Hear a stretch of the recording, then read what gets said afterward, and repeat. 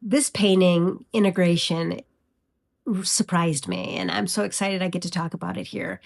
One, because it's so different. It's something outside of what I'm comfortable with. I didn't even want to paint a dragon. I thought it was too fantasy driven or too honestly creative and less realistic. So those are my own human things I had to get over. But they wanted me to paint it in a very specific way, and it was about this process between old and new and this gateway. So it's kind of even like an expansion or an evolution of Into the Mystic or different aspect of it. Um, and this crown of this dragon really kind of represents how energetically we're meant to kind of expand. We're meant to kind of keep growing. Like we're aware of, let's say, the seven chakras, but there's actually more chakras below us and above us and around us. So it's kind of like it's time to kind of move into and evolve the current systems that we have, even in regards to wisdom in all forms, in all religions, in all books. It's time we now have access to different kinds of things, and we're meant to access those now. So kind of rewriting things, evolving them, right? Not taking away the sacredness of other things, but it's time for us to recognize this expansion, this higher evolution of thinking and knowing. And that's kind of what is represented here with this dragon. And this dragon represents holding this process of between these realities. You have this blue reality and you have this like golden orange yellowy reality, and you have this gateway again, right? And you have the broken tree again. So it's this idea of allowing yourself to grow and change, letting go of old versions of ourselves, not even within us, but even within our culture. So there's grief involved in growth, and kind of getting comfortable with the discomfort of that, because growth is by nature and by definition uncomfortable. So expecting it to be easy is not realistic, because our psyche is just really attached to those old identities. So we have to kind of pry its hands off of those things and reroute and ground into something we haven't experienced yet. And so we're all kind of moving through this together, like it's going to be okay.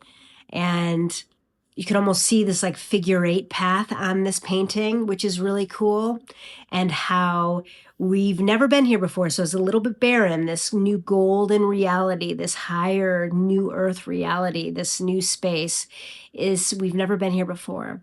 And so whenever we're like kind of in new lands, like the metaphor of that, we need to remain curious, right? And there's an excitement to it too. Like, what are we going to discover? Like that's the kind of attitude or mindset we need to have as we enter into these new spaces. Even right now, currently with what's happening on the earth, it's like remain curious and be very mindful of when you're rooting in or applying meaning to something based in fear. Like we're going into war, or everything's terrible, or however, you have to show up for those things, meaning allow yourself to have the fear, but using our consciousness to say, nope, we're not doing that again. We're not doing war again. We're going to find a solution. We're going to find a creative solution where all hearts are heard, right? We're going to come up creatively with compromise, where all things, all parts, all beings can be heard, seen, validated, and loved. And it doesn't mean not creating boundaries and discernment and saying no to violence.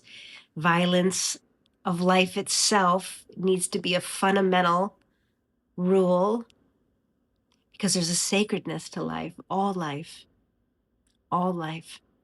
And it's the divine masculine's job within us, not just the gender, even within females, to protect life. And so it's this idea of we're going to create this. Dragons about this creative energy. We're going to create new solutions, and we have to think outside of what we think we know. Integration. So it's showing up for those other parts. It's not just disassociating from the fear if you're feeling it, or from the doubt or whatever. We have to show up and have conversations with these parts of ourselves. That's how we integrate. and how we keep kind of moving in between realms until it's all one. It's not one or the other, it's both. It's integrating, it's creating something new, right? Polarity itself is not good, even if it's light and dark, and you're over here in the light thinking that we have to integrate. Polarization is what helps keep us separate. We're all. Let me know what you think of this painting. Sending you so much love.